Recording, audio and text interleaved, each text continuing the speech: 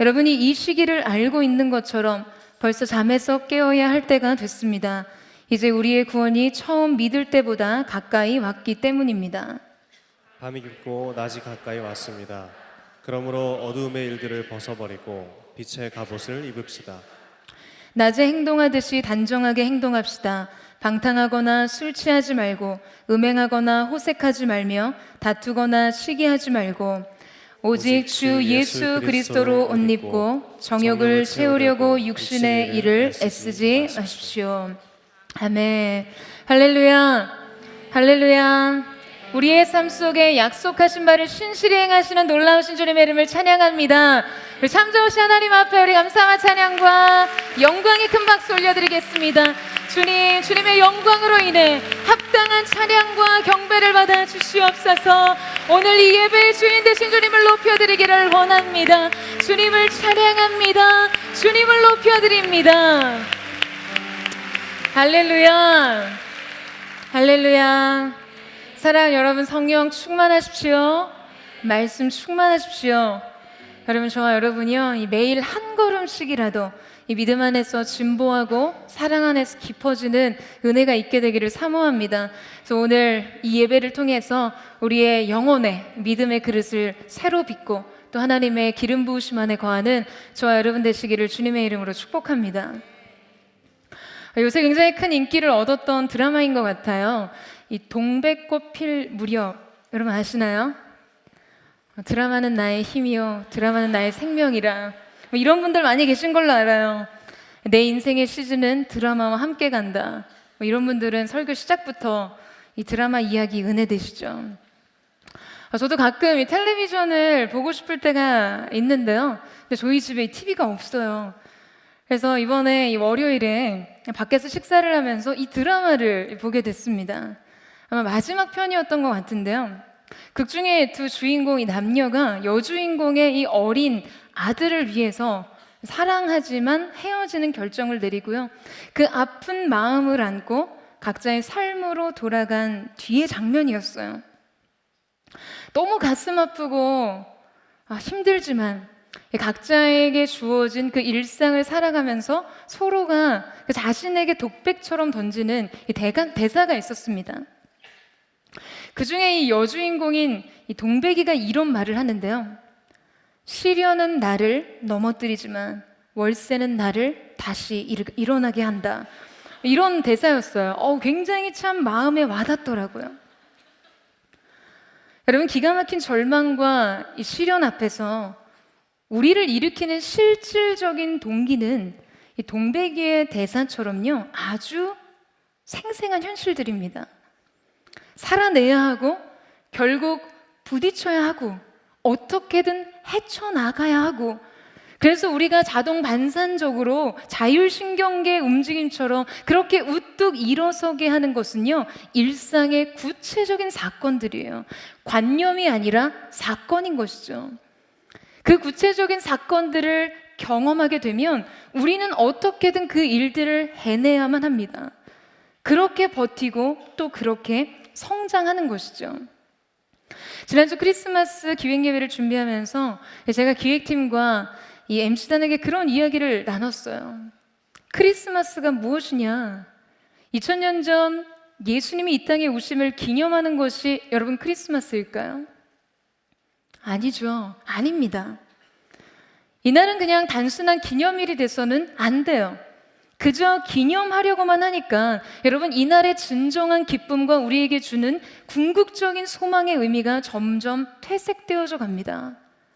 성탄은 과거 완료형이 아니라 현재 진행형으로 계속 되어야 하는 사건인 것이죠. 예수님께서 이 땅에 인카네이션, 성육신하신 이 사건이 지금 여기 우리들에게 가장 구체적인 현실이 되고 경험이 되어야 해요. 그분이 지금 우리의 삶의 한복판에 다시 오심을 경험하는 것이 여러분, 우리의 삶 속에 실제적인 구원이 되어야 하는 것입니다. 그리고 다시 오실 예수님을 기다리는 것이 오늘 우리에게 주어진 일상을 이기고 견디고 다시 살아가게 하는 가장 큰 힘과 동력이 되어야 하는 것이죠. 12월 한 달간은요, 이 대강절의 기간입니다. 주님 오심을 간절히 기다리는 절기이죠. 성육신하신 예수님을 우리 안에 모시고 다시 오실 주님을 맞이하기 위해서 우리 자신을 준비하는 시간, 그러한 절기입니다. 오늘부터 저희는 이 대강절 본문으로 말씀을 나누게 되었는데요. 오늘 우리가 함께 읽은 말씀의 저자인 바울은 주님의 다시 오시는 세상 마지막 날이 임박했다는 긴급한 부르심으로 하나님의 사람들을 깨워 일으키고 있습니다. 이 종말에 대한 인식을 통해 지금 성도가 어떻게 그들의 삶을 살아야 하는지에 대해서 교훈하고 있는 것이죠. 자, 여러분 11절 말씀을 다시 한번 보시겠어요?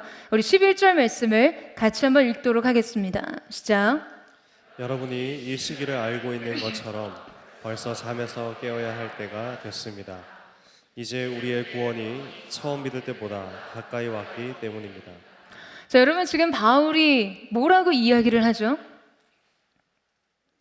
지금 이 시기를 알고 있는 것처럼 그 잠에서 깨어 일어날 때가 됐다고 말합니다. 우리의 구원, 즉 예수님이 다시 오시는 세상 끝날의 그 완전한 구원이 우리가 처음 믿을 때보다 가까이 왔기 때문이라는 것이죠. 더 가까이 왔어요.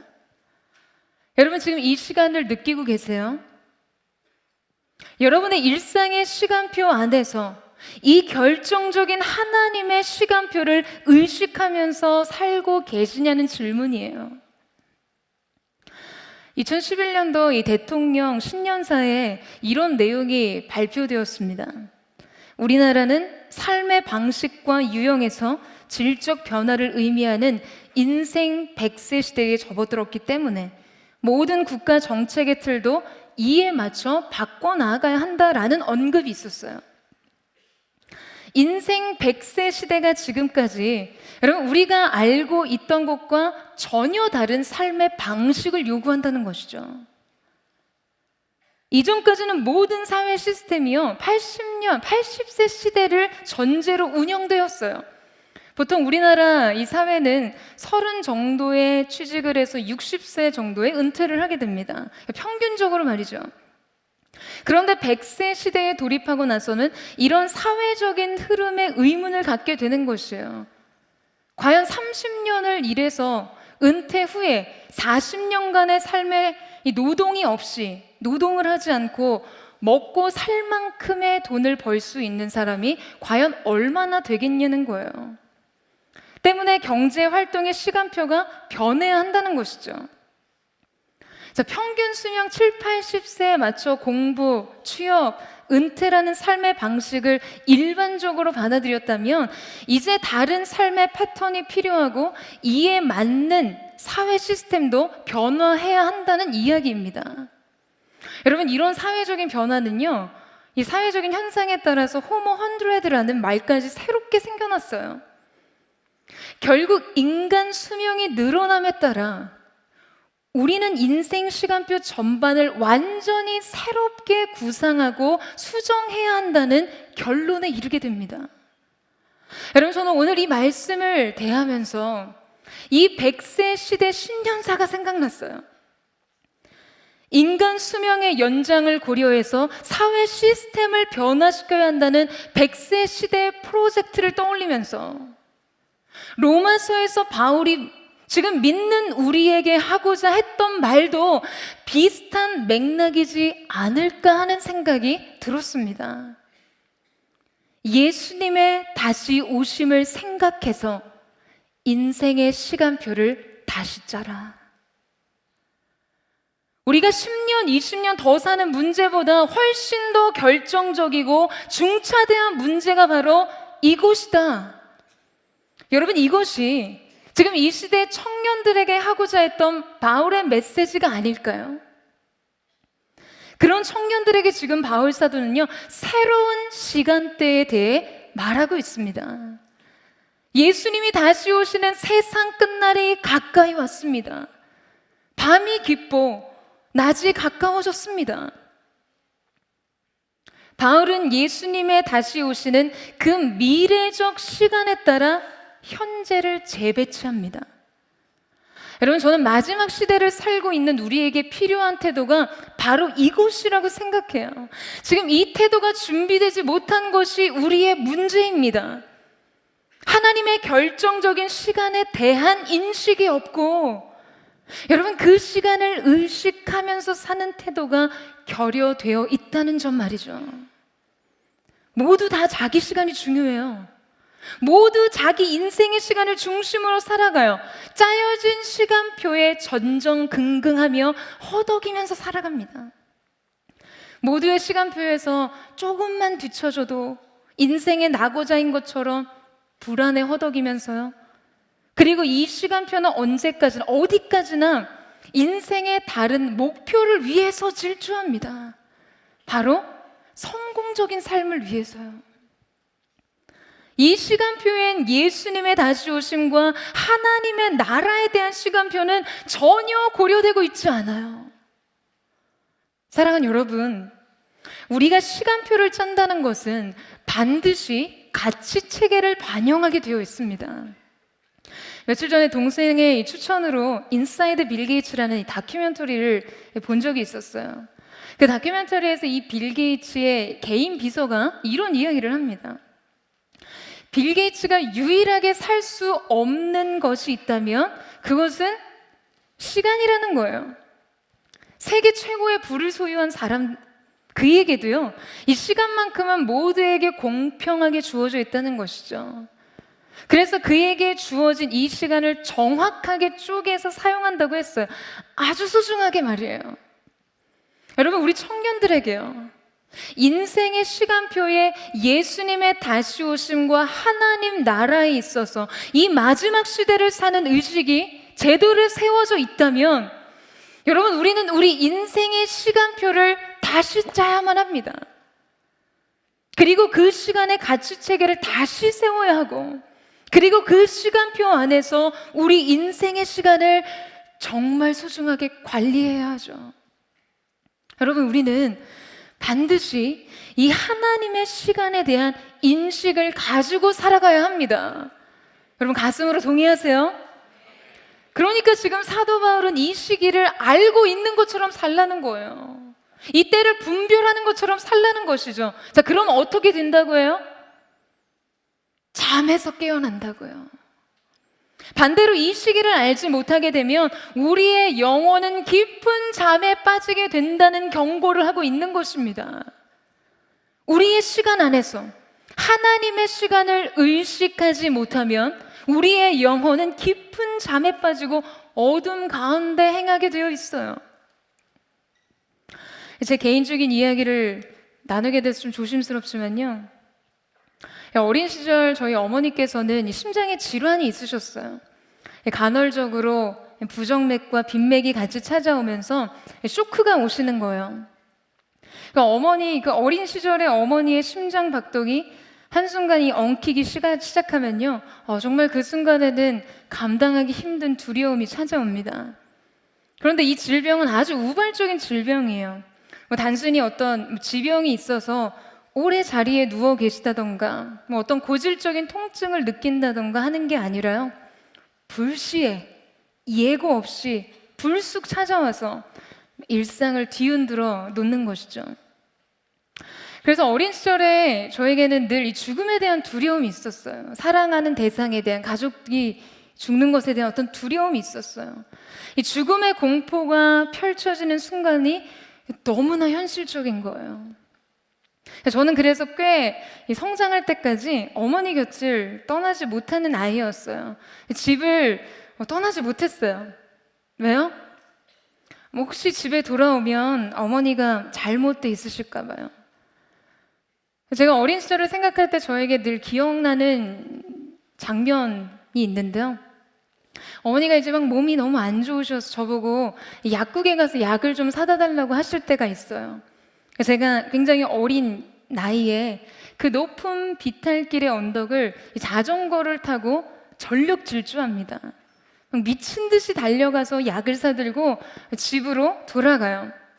그러면 집으로 돌아가서 이 문을 열어젖히고 어머니가 계신 것을 확인하는 순간까지의 그 두려움은요, 감당하기가 늘 힘들었어요.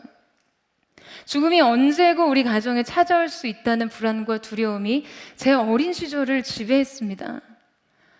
여러분, 그래서 제가 어떻게 살았을까요? 항상 긴장하면서 살았어요. 그리고 어머니를 정말 열심히 사랑했어요. 매일매일 하루하루 함께 한다는 사실만으로 너무 충분하니까요. 언제나 함께하는 순간에 대한 감사가 있었어요.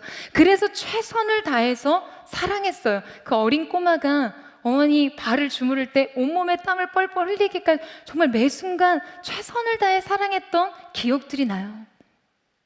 여러분, 죽음이 삶에 개입하기만 해도 인생이 이렇게 달라지는데요.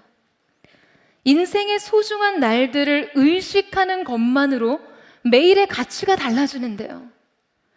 여러분, 예수님이 우리의 삶에 찾아오시는, 인류의 역사 속에 다시 오시는 순간에 대한 그 긴박한 긴장감을 가지고 있다면 여러분, 우리의 삶은 어떨까요?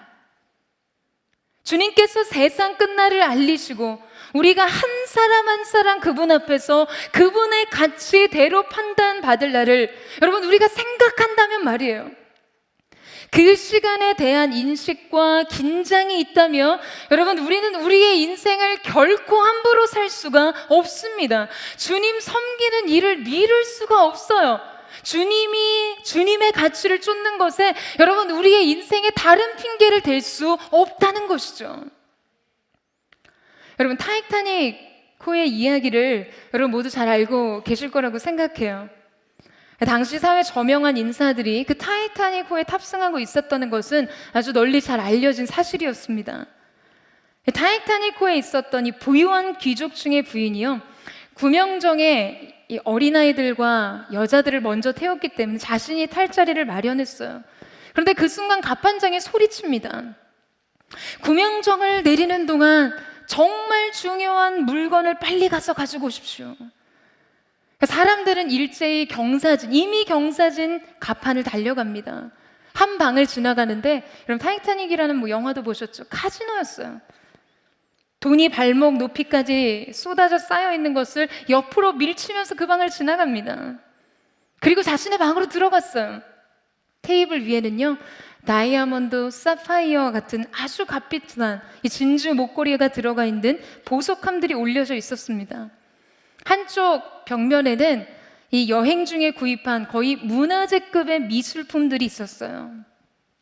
이 부인은 재빨리 손을 내밀어서 그 옆에 있던 저녁 식사 때 먹다 남긴 빵과 오렌지 2개, 그리고 우유 1병과 두꺼운 외투를 챙겨 다시 구명정 위에 올라탔습니다. 여러분, 죽음이 타이타닉호에 올라탔을 때 모든 가치가 변했어요. 그는 고작 한 움큼으로 집을 수 있는 어떤 것으로 먹다 남은 빵과 오렌지 2개, 그리고 우유를 선택했습니다. 여러분, 죽음 앞에서 다른 가치는 무의미한 것이에요. 죽음이 끼어드는 순간 그 즉시 값으로 매길 수 없는 귀중한 것들의 가치 없는 것으로 변하고, 때로 별 볼 일 없어 보이는 가치라 이 말하기조차 어려운 것들이 너무나 귀중한 것이 되었던 것이죠. 사랑하는 여러분, 오늘 여러분이 하나님 앞에서 했던 그 모든 일들이요, 아주 여러분 그렇게 느끼실 수 있어요. 그냥 아침에 먹다 남은 빵 부스러기 같이 그냥 초라하고 볼품 없이 느껴질 줄 몰라요. 아니 먹고 사는 일도 아닌데, 잘 먹고 잘 사려고 하는 것도 아닌데 예배하고 기도하고 섬기는 일에 전심을 드리는 사람들, 사실 얼마나 세상 앞에서 초라합니까?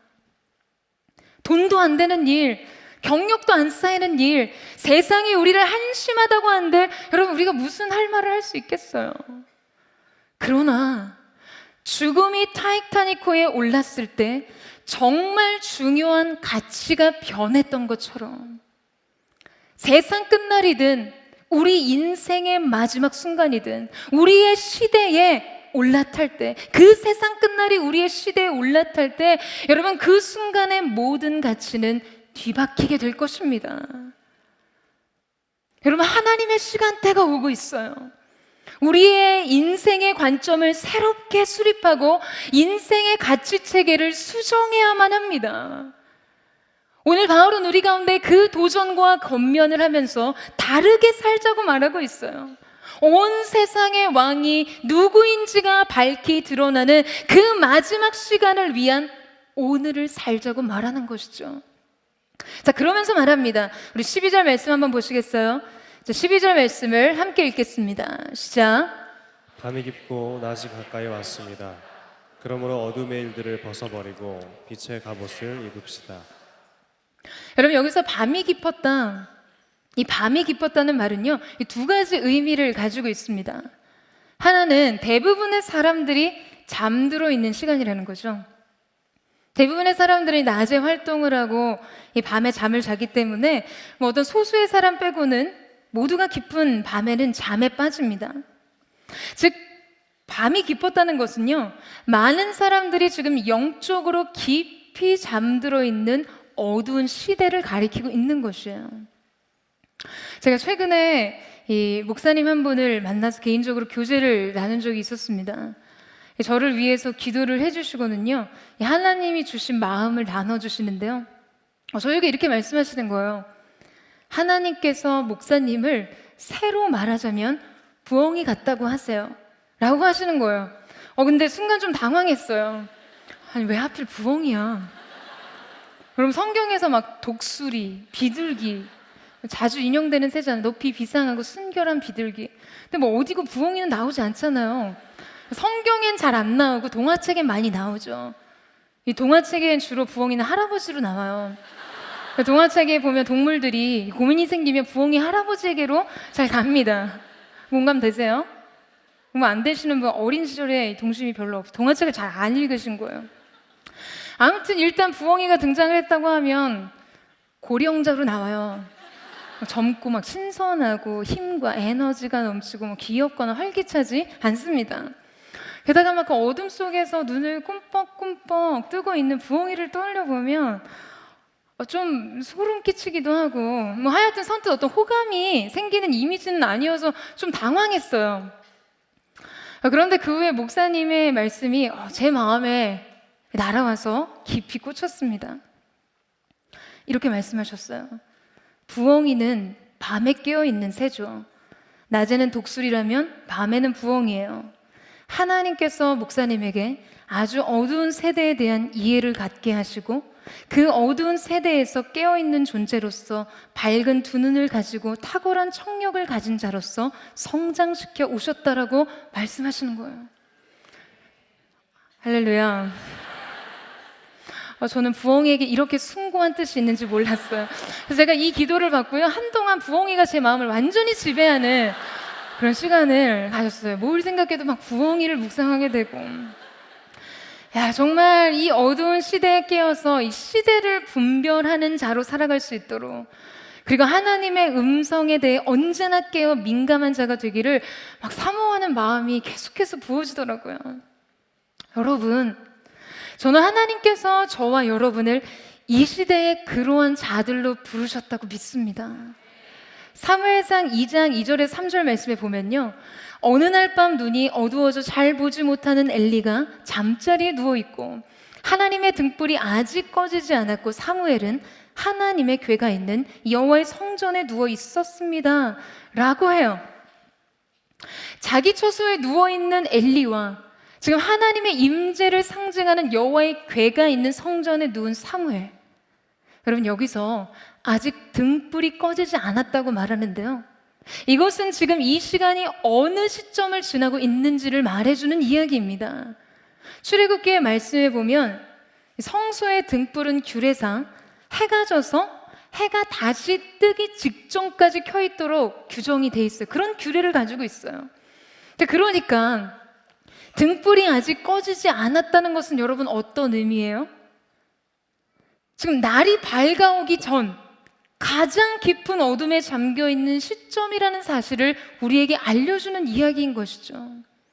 우리가 흔히 날이 밝기 전이 가장 어둡다는 말이 있잖아요. 바로 그때라는 거예요. 마치 소망이 끊어진 것 같은 시간, 역사의 가장 어두운 순간 말이죠. 그래서 하나님의 말씀이 희귀한 그런 시대, 영적인 암흑기와 같이 모든 것이 캄캄해 보이고 앞이 보이지 않는 절망적이고 공허한 시간을 말하고 있어요. 그런데 바로 그때 하나님의 임재 곁에 있는 사람에게는 여러분 들리는 음성이 있습니다. 어둠 중에 어둠, 그 한복판에서 하나님께서는 하나님의 사람을 부르세요. 그 부르심이 한 사람을 일으켜요. 사무엘이요. 하나님의 임재 곁에서 새벽이 오기까지를 기다리고 있었던 사람. 여러분, 그 시대에 사무엘과 같은 한 사람이 있었다면 가장 깊은 어둠을 뚫고 들리는 음성이 있어요. 여러분, 그 시대에 들을 사람이 있다면 계시가 찾아옵니다. 하나님을 찾는 사람이 있다면 영광은 나타나게 되어 있어요. 부흥을 구하는 자들이 있다면 하나님의 역사는 일어나게 되어 있습니다. 그렇기 때문에 오늘 저와 여러분이 중요한 것이에요. 가장 깊은 어둠이 내리는 시간, 모두가 잠들어 있는 시간에서라도 하나님 앞에 준비된 사람이 있다면 여러분, 하나님께서는 여러분 가까이 찾아오십니다. 시대의 역사와 개인의 삶이 아무리 깊은 어둠을 통과할 때라도 하나님의 임재의 궤 곁에 있을 수 있는 사람만 있다면 여러분, 바로 그 사람을 통해 새로운 시간대가 열리는 것입니다. 여러분, 이 사실을 믿으십니까?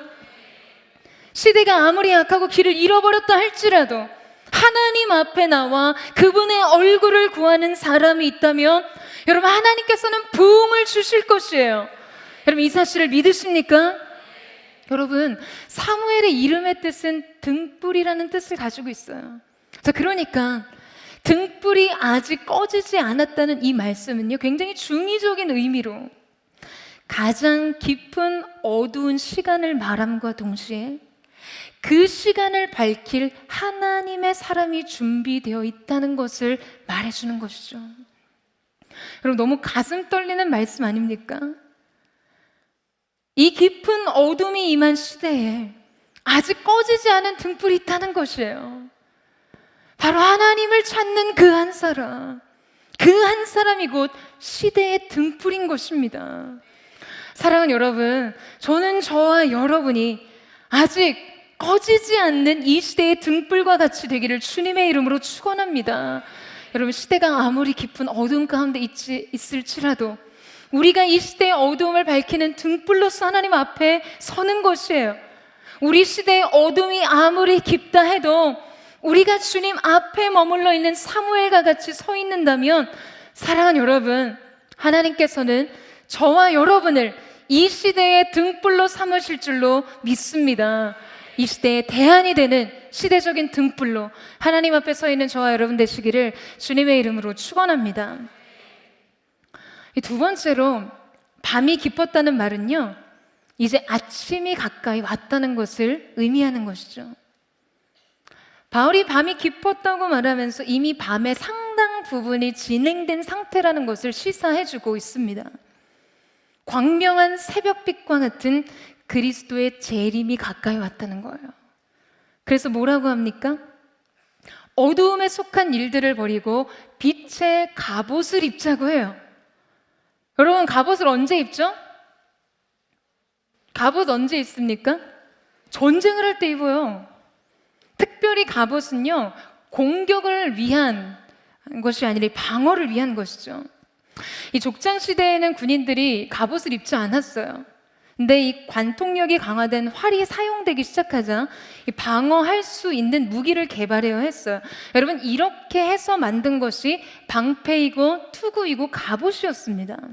곧 이것은 지금 우리에게 갑옷이 필요한 만큼 여러분, 우리 존재를 관통하고 꿰뚫을 수 있는 강화된 무기가 지금 대적의 손에 쥐어져 있다는 것을 의미하고 있는 이야기예요. 인생을 살아갈 때 공격을 예상하라는 것입니다. 여러분, 이 시대의 어둠은 우리를 꿰뚫어 파악하고 있어요. 아주 예리하고 날카롭게 활시위를 겨누고 있습니다. 우리가 무엇에 실패하기 쉬운 존재인지, 무엇에 쉽게 낙심하는지, 무엇에 쉽게 무너지는지를 너무나 잘 알고 있어요. 어떤 사람은 쉽게 교만에 빠지고 아니면 정욕에 넘어져서 실패합니다. 어두움은 우리의 약점과 상처를 너무나 잘 알고 있어요. 우리 내부의 분노와 탐욕과 여러분 세상을 사랑하는 마음을요 잘 알아요. 그래서 그것을 정확하게 이용하고 공격합니다. 그런데 여러분 생각해 보세요. 갑옷의 기능이 뭐죠? 갑옷을 입을 때 어떤 뜻으로 갑옷을 입습니까? 적의 공격을 피하겠다는 거예요?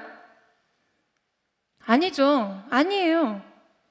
여러분 주목할 것은요, 갑옷의 중요한 역할은 적의 칼이나 화살을 피하는 것이 아니라 적의 화살과 칼을 막겠다는 겁니다.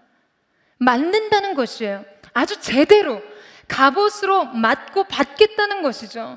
그러니까 피할 수 없는 공격을 받을 때 그 공격을 무력화시키겠다는 것이에요.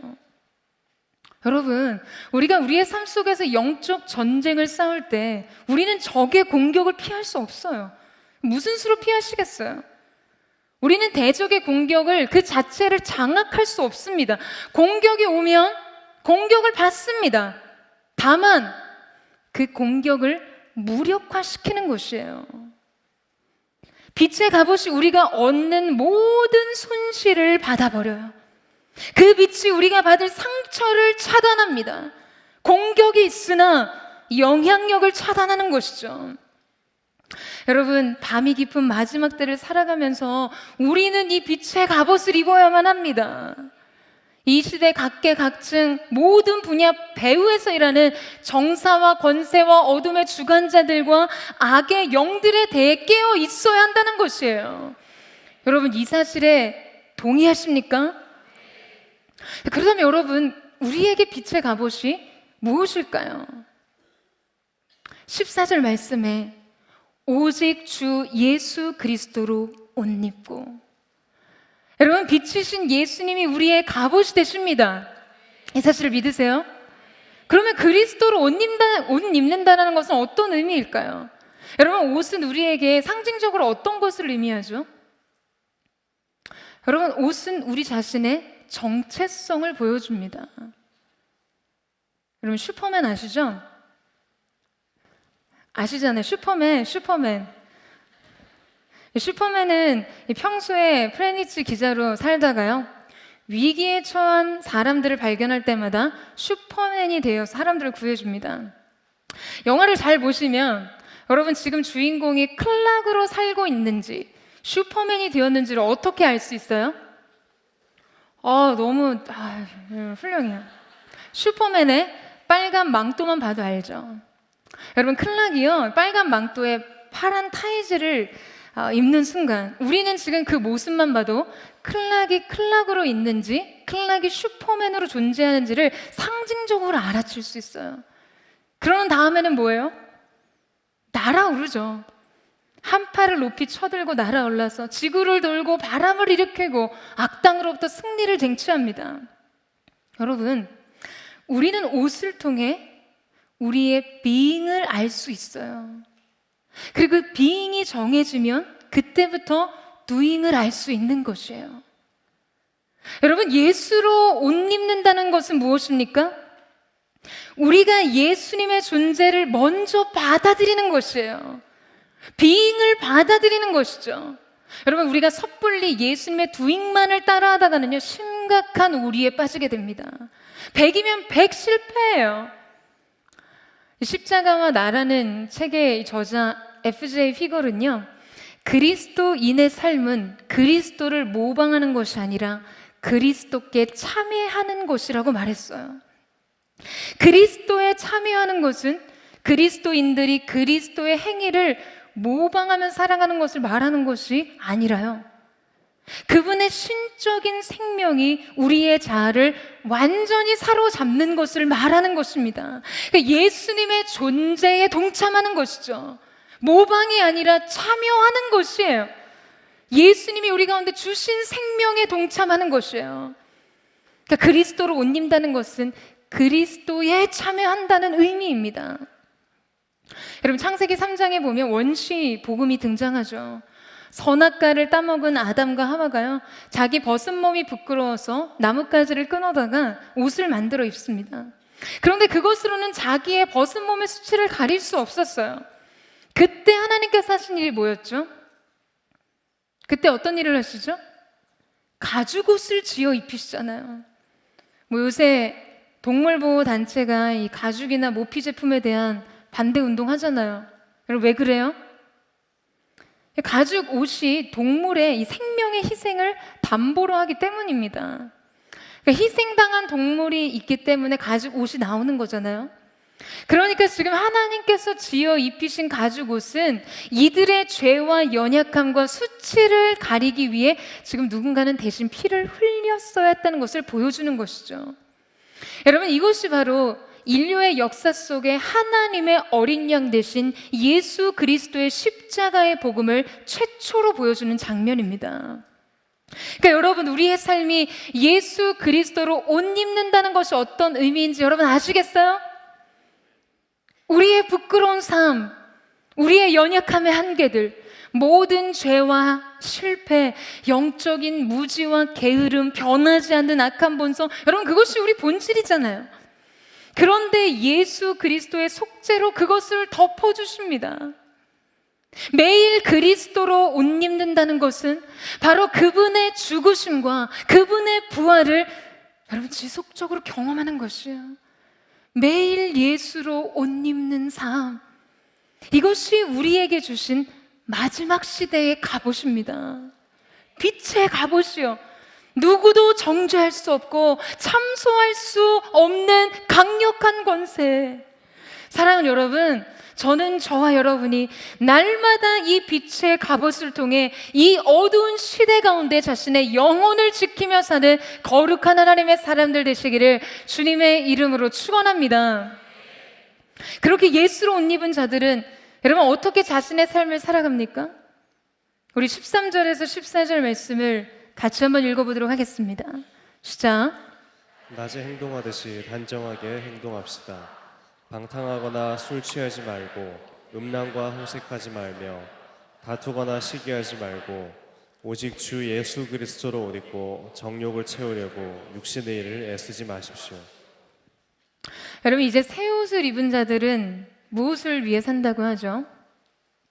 정욕을 채우려고 이 육신의 일을 애쓰지 않아요. 그들은요, 다른 갈망으로 자기 인생을 살게 됩니다.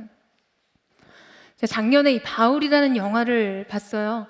근데 영화를 보고 나오는데 굉장히 기름 부으심이 있는 예배를 마치 드린 것 같은 그런 기름 부으심을 느꼈습니다.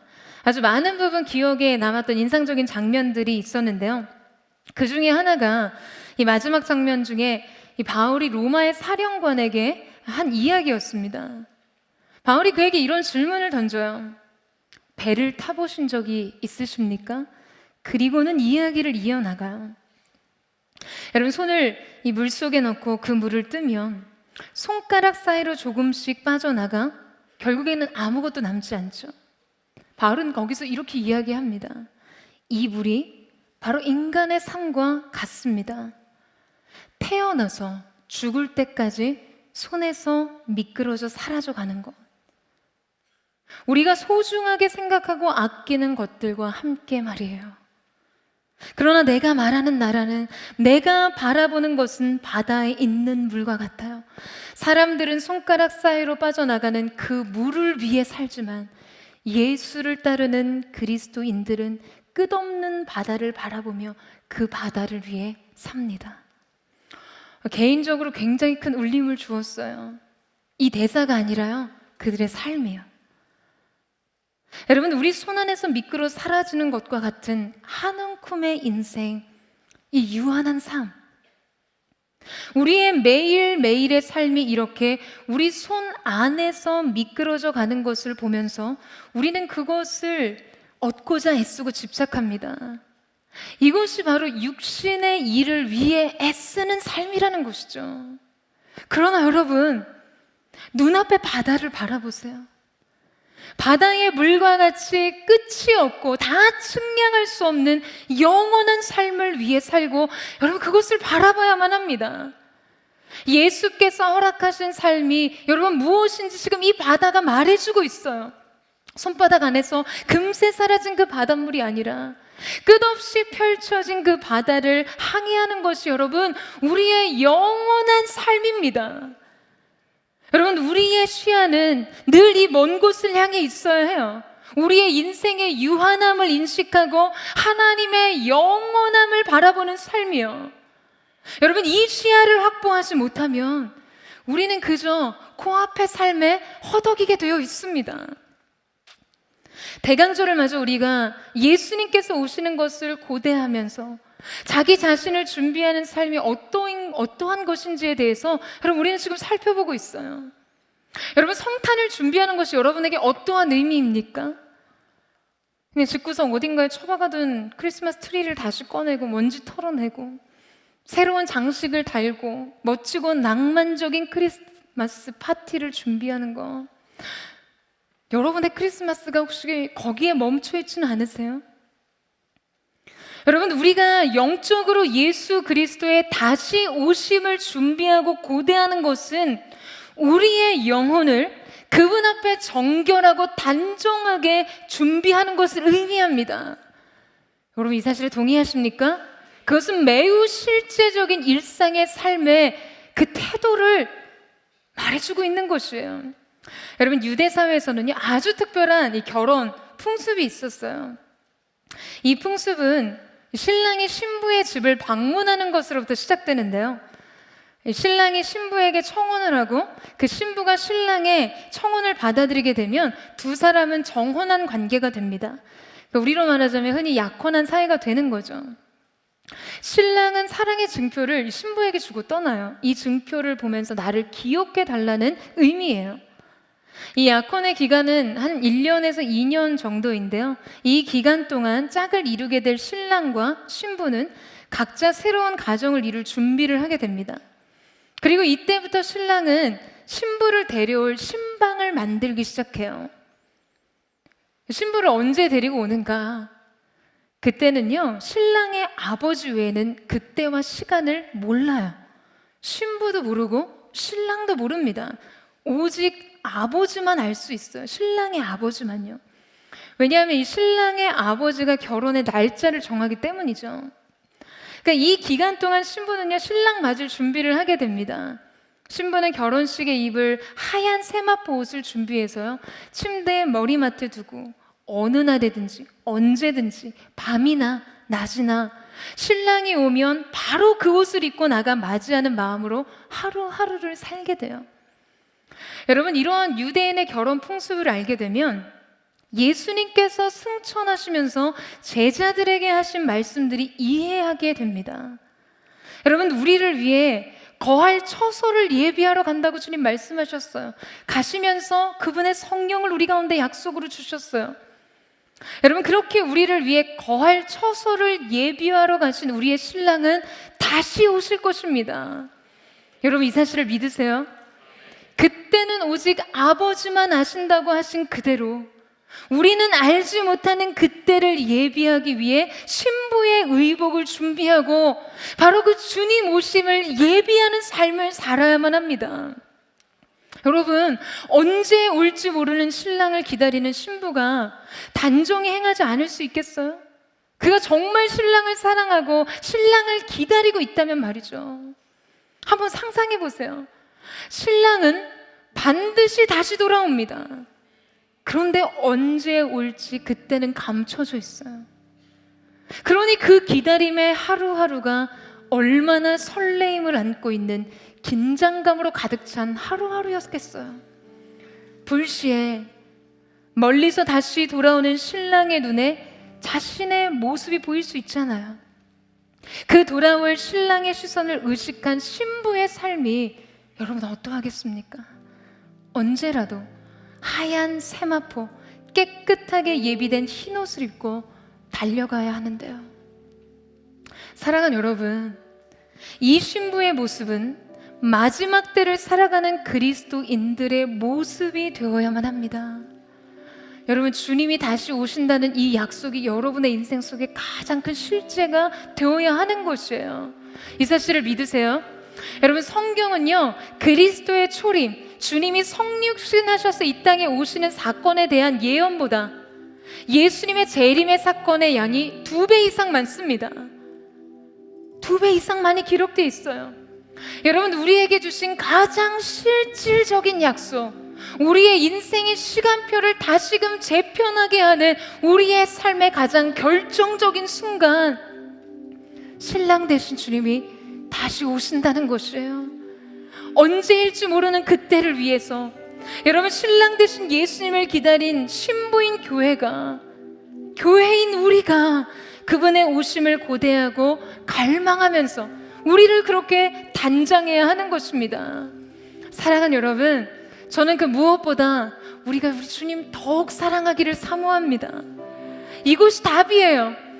우리가 주님을 더욱 사랑하고 우리가 주님의 약속을 우리의 삶의 어떤 현실보다 실제 생생한 현실로 받아들일 때 그 날을 고대함으로 오늘 우리가 어떠한 삶을 살아야 할지는 우리에게 더욱 분명해질 것입니다.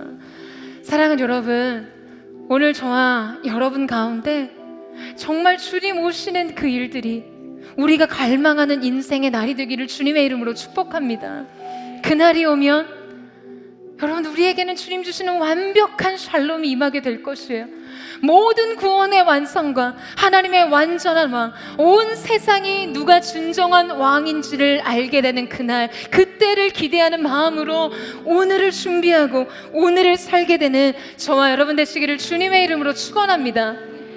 그날을 바라보는 정확한 시선 속에서 오늘 내가 무엇을 해야 되는지를 알게 되는 분명한 선택과 인생의 태도를 겸비하게 되는 저와 여러분, 그렇게 이 깊은 어두운 시대에 아직 꺼지지 않는 등불로 저와 여러분이 하나님 앞에 쓰임받는 놀라운 은혜가 있게 되기를 주님의 이름으로 축원합니다.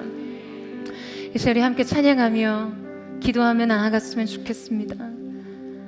사랑하는 주님, 우리의 삶에 영원하신 주님, 인생의 시절마다 우리의 삶을 바라보시며 하나님, 우리 가운데 함께 하시는 주님을 기억하며 나아갑니다. 주님 오시는 그날까지 주님을 예비한 신부된 세대로 우리가 하나님 앞에 그렇게 준비되기를 원하오니 주님 기름 부어주시고 우리 가운데 새 일을 행하여 주시옵소서. 우리 함께 찬양하며 나아가겠습니다. 영원한 생명의 주님, 한결같이 날 보시네. 주 손길로 덮으사 의의 길로 인도하네. 주를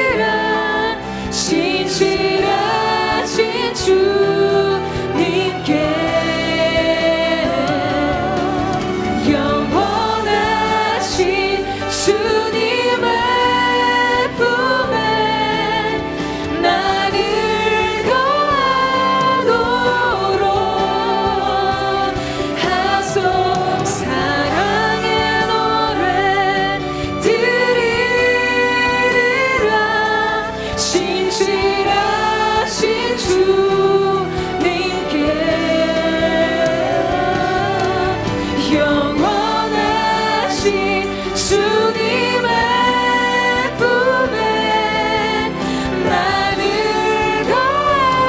거하도록 하소서.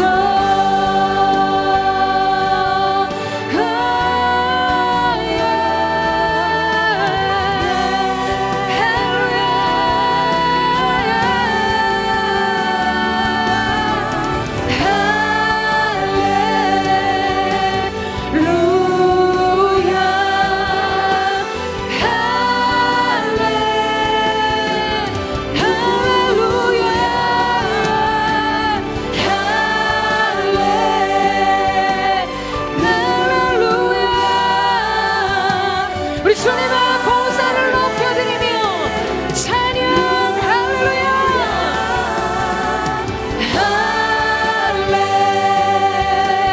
할렐루야. 할렐 찬양 할렐루야.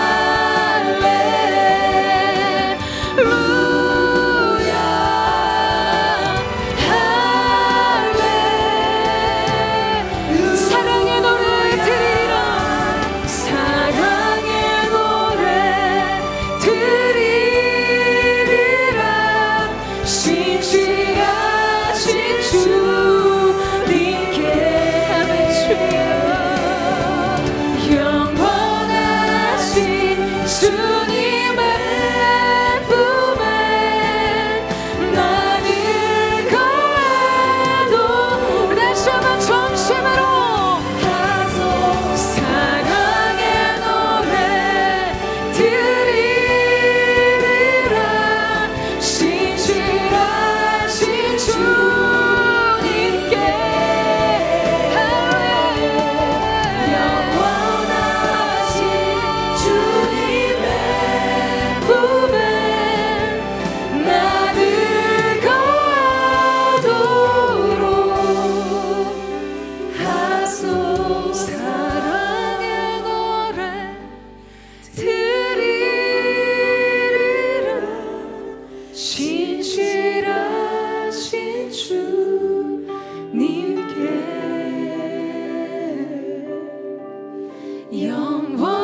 영원하신 주님의 품에 나를 거하도록 하소서. 사랑하는 여러분, 시편의 말씀에 시냇가에 심겨진 나무는 시절을 쫓아 과실을 맺는다고 말씀하셨습니다. 여러분, 여러분의 인생이 시냇가에 심겨진 나무와 같다고 여러분 믿으십니까? 그렇다면 여러분, 지금 여러분의 인생의 시절 속에 이 시절에 하나님이 찾으시는 삶의 열매는 무엇이라고 생각하세요?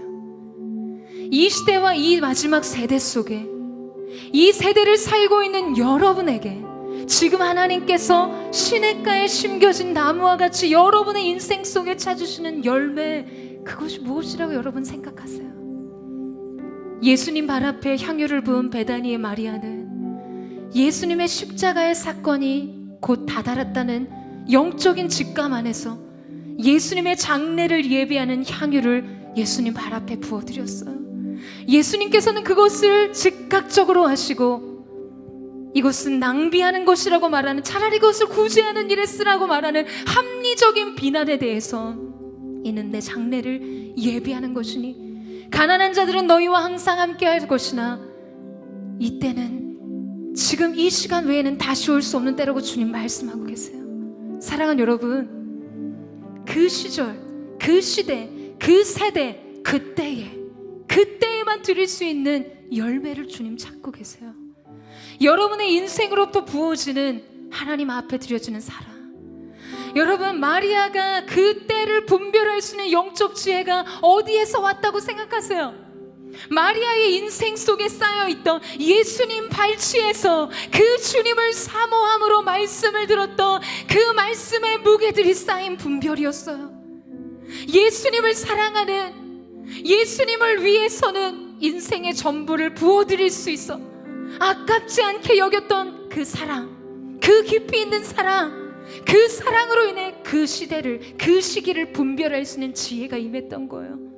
여러분, 바울이 오늘 우리에게 너희는 이 시기를 알지니 깨어 있으라고 할 때, 여러분, 설교자가 여러분에게 깨어 있으세요, 잠들어 있지 마세요라고 이야기하는 이 각성의 호소는요, 여러분 영혼에 잠깐의 자극이 될 뿐입니다. 여러분의 인생 송두리째, 여러분의 인생 마디마디 어떠한 삶의 길목 속에서도 변함없이 여러분의 삶의 시즌을 분별하고 하나님이 그때에만 찾으시는 열매를 드릴 수 있는 영적 지혜는 무엇으로 열려지는가? 예수님 발치에서 주의 말씀을 사모하며 들었던 그 예배의 시간의 무게예요. 주님 앞에 아낌없이 드릴 수 있는 사랑의 교제가 그의 인생에 쌓일 때, 여러분, 여러분의 인생 어떤 때 갈등이 필요 없습니다. 모든 것이 분명하기 때문이에요. 주님의 마음이 내 마음 가까이에 와 있고, 주님의 눈물이 내 속에 차올라 그 눈물을 내가 대신 닦아드릴 수 있는 사랑의 헌신은 자발적인 사랑의 헌신이 되는 것이에요. 사랑하는 여러분, 저는 오늘 이 시간 우리의 근본이 변화되기를 원합니다. 예수님을 사랑하기 때문에 할 수 있는 일들이 열리는 것이고요, 예수님의 말씀을 사랑하기 때문에 그 앞에 머물렀던 시간만큼 시대와 세대를 분별하는 영적 지혜와 전략이 오늘 여러분에게 있게 되기를 주님의 이름으로 축원합니다. 인자가 올 때 이 믿음을 볼 수 있겠느냐? 하나님께서 기도하시는 사람을 찾으셨어요. 강청하는 가부의 비유를 들어 기도하는 믿음을 내가 마지막 인자가 올 때 볼 수 있겠냐 말씀하셨습니다. 누가 주 앞에 나와 예배하며, 누가 그 말씀을 정정하며, 누가 하나님 앞에 기도할 것인가? 이것이 오늘 우리의 인생과 세대를 분별하는 영적 지혜의 기준이 될 것입니다. 오늘 그렇게 하나님 앞에 더 깊은 예배 앞으로, 더 깊은 기도로, 더 깊은 사랑의 교제로 나아가기를 원하시는 분들, 우리 전심으로 주의 한번 부르짖고 하나님의 임재를 초청하며 기도하며 나아가겠습니다. 주여, 사랑하는 주님, 오늘 이 시간 우리 안에 주어진 하나님, 잠깐의 순간에 우리의 일시의 삶의 반응을 바꾸는 그러한 자극이 아니라, 주님, 내 인생의 본질이 변화되는 것을 주님 경험하기를 원합니다.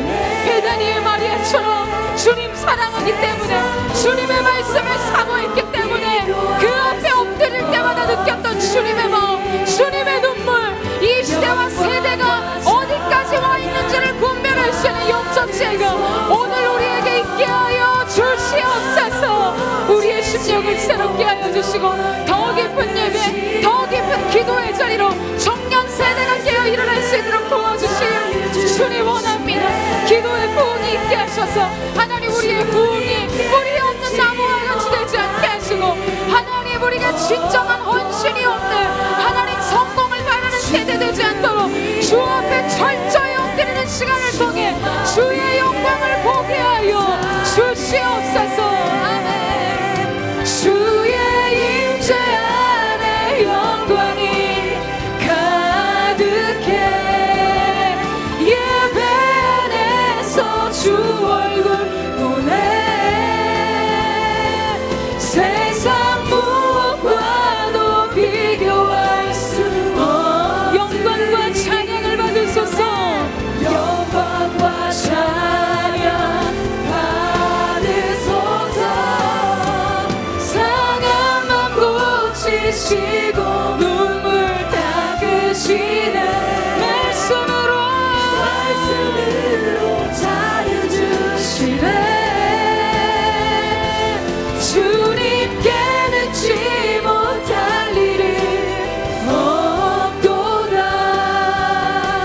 주를 위해, 주만 위해 살리. 주 위에 나 노래하리라. 주 위에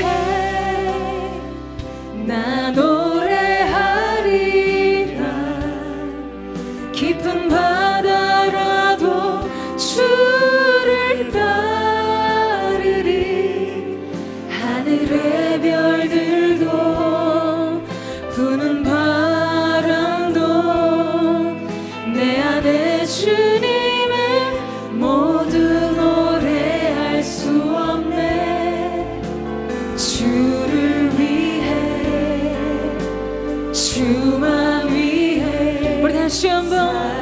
우리의 마음을 주께 고백하며 나아갑니다. 주 위에 나 노래하리라. 나 노래하리라. 깊은 바다라도 주를 따르리. 하늘의 별들도 부는 바람도 내 안에 주님을 모두 노래할 수 없네. 주를 위해 주만 위해 살리. 주의 임재 안에 영광이 가득해. 예배 안에서 주 얼굴 보네. 세상 무엇과도 주님 그렇습니다. 영광과 찬양을 받으소서. 영광과 찬양 받으소서. 사랑만 고치시고 눈물 닦으시네. 말씀으로 자유 주시네. 주님께는 지 못할 일은 없도다. 주를 위해 주만 위해 살리. 사랑하는 주님, 이 시간 우리가 주님 앞에 간구하며 나아갑니다. 하나님, 우리가 우리의 의지로 나아갈 수 있는 영적인 깊은 자리를 넘어서 주님께서 친히 우리의 영적인 눈을 열어주셔서 우리가 볼 수 있는 단계, 더 깊은 단계로 들어갈 수 있도록 주님 역사하여 주시옵소서. 주님은 다시 오신다고 말씀하셨습니다. 내가 너희를 위해 처소를 예비하러 간다고 주님 말씀하셨어. 주님 다시 오심을 기다리는 신부의 세대가 일어나게 하여 주시옵소서. 주님, 신랑 되신 주님을 기다리는 것이 우리의 인생의 실제가 되게 하시고 오늘 우리가 살아가는 실제적인 소망이 될 수 있도록 역사하여 주시옵소서. 오늘 이 영적인 눈이 열려주지 못하게 오늘 눈앞에 있는 시간, 눈앞에 있는 상황, 눈앞에 있는 사건과 사망에 주목하게 하는 모든 어둠의 권세들, 하나님의 사람을 속이는 더러운 거짓의 압이 예수님의 이름으로 명하노니 묵겜을 받고 떠나갈지어다. 하나님의 사람들이 시대 속에 노임을 받게 하여 주시옵소서. 나사로야 나오느라 하실 때 나왔으나 그의 몸이 수위로 동여 자유롭지 않았던 것처럼 그를 불어넣어 다니게 하라. 예수의 의로 옷 입게 하셔서 우리로 하여금 모든 영적 전쟁 가운데 승리를 선포하게 하여 주시옵소서. 새로운 삶의 문이 열려질지어다. 주님 오심을 기다리는 영광스러운 세대가 되게 하여 주시옵소서. 우리 전심으로 주의 한번 부르짖고 합심하여 동성으로 기도하겠습니다. 주여. 사랑하는 주님, 오늘 이 시간 우리가 신부의 세대로, 순결한 신부의 세대로, 바르게 무릎 꿇지 않은 순결한 아버지 하나 7천인의 세대가 일어나게 되기를 원합니다. 우리의 삶의 경계를 넘어서 우리의 시대와 세대 속에 하나님께서 하시는 일들을 우리가 보기를 원하오니 주여 역사하시고 아멘 아멘. 주 예수여 어서 오시옵소서. 마라나타 신랑 되신 주님을 기다리며 만물이 주님 오심을 고대하며 나아갑니다. 우리가 주를 보게 하여 주옵소서. 주의 나라 오리라. 주께서 부르실 때 성원과 영광에 주의 뜻 이루소. 주의 나라 오리라. 주의 나라 오리라. 주께서 부르실 때 소망과 영광에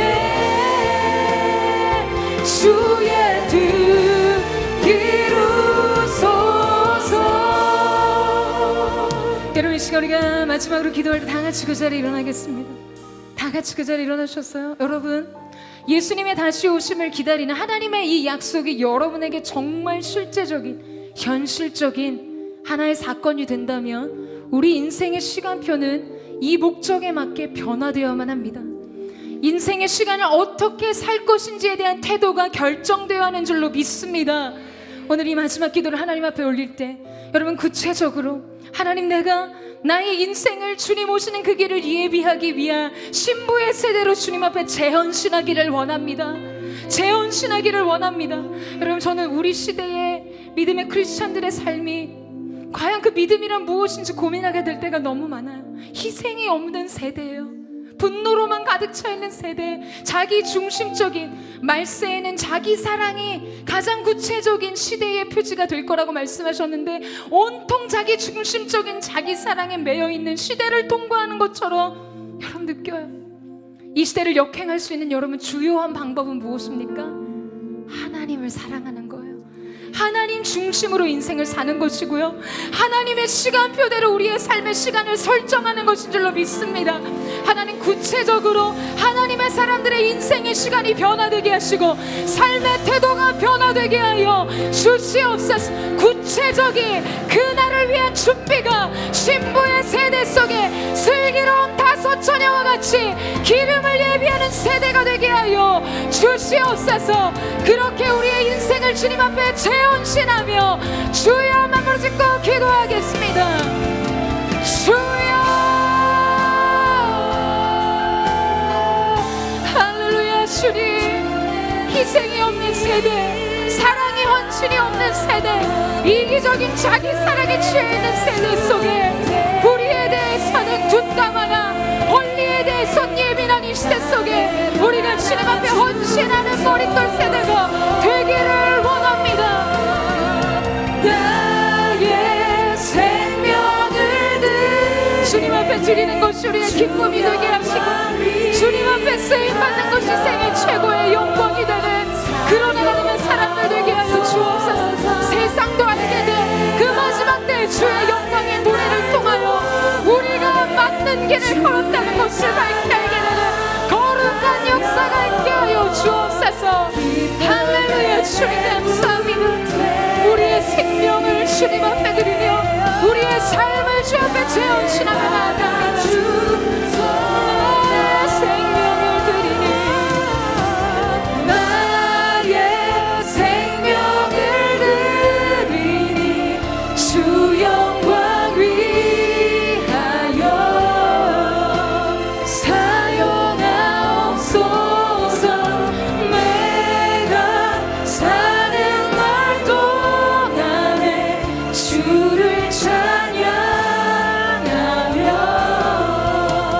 기쁨의 제물 되리. 나를 받아주소서. 땅의 모든 끝이 여호와를 기억하고 돌아오며 열방의 모든 끝이 여호와 앞에 경배하라니 나라는 여호와의 것이요 여호와는 열방의 주제심이로다. 사랑하는 주님, 우리가 그날을 기대하며 나아갑니다. 열방을 향한 아버지의 마음이 우리 가슴 속에, 우리 인생을 향한 하나님의 뜻을 알고 주님 오심을 예비하는 신부의 세대로 바르게 무릎을 꿇지 않은 7천인의 순결한 세대로 주님 앞에 드리기를 원하오니 주여 기름 부어 주시옵소서. 자기 중심성과 이기적인 이 시대를 역행할 수 있는 거룩한 사랑의 헌신자들, 거룩한 사랑의 예배자들, 거룩한 베다니의 마리아들이 사랑하는 SNS 공동체를 통해 일어나게 하여 주시옵소서. 이 시대에 헌신한 하나님의 사람들을 통해 주님 말씀하여 주십시오. 아직 여호와의 등불이 꺼지지 않았음을 우리를 통해 우리의 세대가 보게 하시고 그것이 주님 앞에 기쁨이요 우리가 주님 앞에 헌신하는 것이 또한 우리의 기쁨이 되는 거룩한 은혜가 있게 하여 주옵소서. 주님, 이 마음을 담아 주님 앞에 물질을 드립니다. 이 물질이 쓰임받는 모든 곳에 하나님의 나라가 확장되게 하시고 진정한 하나님 주님의 왕되심이 드러나는 귀한 역사가 있게 하여 주옵소서. 이제는 우리 구주 예수 그리스도의 은혜와 우리 하나님 아버지의 무한 극진하신 사랑하심과 성령의 감화 감동 교통케 하시며 충만케 하시는 은혜가 오늘 주님 앞에 하나님의 새로운 시간표 안으로 자기 인생의 시간을 내어드리며 주님 오시는 그 길을 예비하고자 주님 앞에 고개 숙인 사랑하는 SNS 공동체 믿음의 청년들, 이들의 심령과 이들의 손의 수고 위에, 이들의 장래 위에, 오늘도 열방 가운데 복음을 증거하시는 모든 선교사님의 사역 위에 이제로부터 영원토록 함께 하시기를 간절히 축원하옵나이다. 아멘. 우리 가운데 새로운 시간의 문을 여신 주님 앞에 감사와 찬양과 영광의 박수 올려드리겠습니다.